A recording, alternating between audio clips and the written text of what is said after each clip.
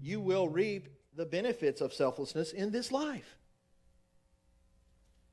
This is kind of a pragmatic one, a practical one. Paul says in Galatians 6:7, he lays out just a principle here. He says, do not be deceived. God cannot be mocked. A man reaps what he sows. It's just kind of a general principle. It's not a law, but it's a principle. I've noticed since moving here, when I walk down the hallway during the week and Noah's Ark and the workers are here and there's all kind of life going on, if I come down the hall and I'm coming up out here for something and I pass someone, if I smile at the person and I say hi or good morning, guess what? They smile back. And they say good morning. It just kind of happens. When you love people and are kind to people, there's no guarantee they'll be kind back to you because it's a principle, it's not a law. But I guarantee you, if you love your wife the way Christ loved the church, your marriage has a lot better chance of getting better. And wives, if you love your husbands and submit to them as to the Lord, you see where I'm going?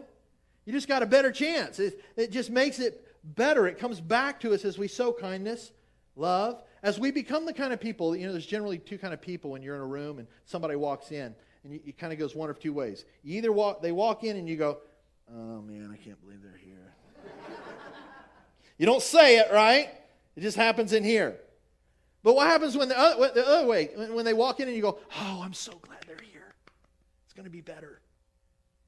See, as you're that person, it comes back to you. It comes back to you because you've sowed kindness. That person has sowed kindness and enthusiasm and thoughtfulness into your life. And that's why we say that when they walk in the room. See, another way to kind of look at this is that conduits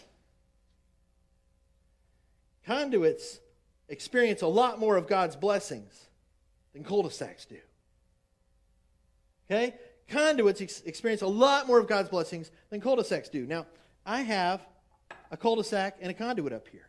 Okay? It just happens to be a Notre Dame coffee mug, but I'm so glad we beat Michigan. But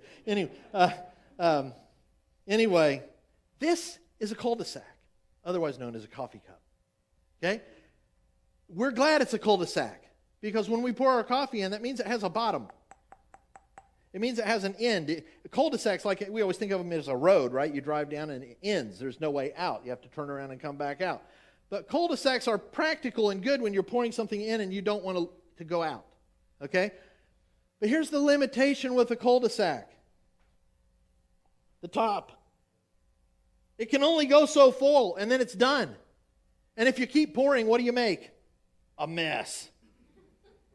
I'm convinced that's why God doesn't continue to pour blessings out on cul-de-sacs because they just make a mess of it. They don't know what to do with it. Right? If you're not Christ-centered, if you don't love the Lord, blessings will ruin your life. Talk to the last 10 people that won the lottery. Right? So cul-de-sac, there's only so much blessing they can hold on to. Conduit. Okay? You'll remember this. This is good. I can see through this. This is my good eye. I can honestly see through this.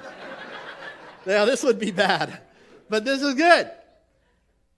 I can pour as much blessing through there as you want to pour because it just keeps going. And when God finds somebody that just receives, thank you for your love, thank you for your goodness, thank you for your gentleness and your kindness and your support and your comfort, and I'm just going to keep spreading it out and sharing it with everybody at work and in my family and wherever you want it to go, and God will just keep pouring that blessing into a person that lives like this. You see, it comes back to you. You will experience way more of God's blessings when you live with open hands. It's just awesome.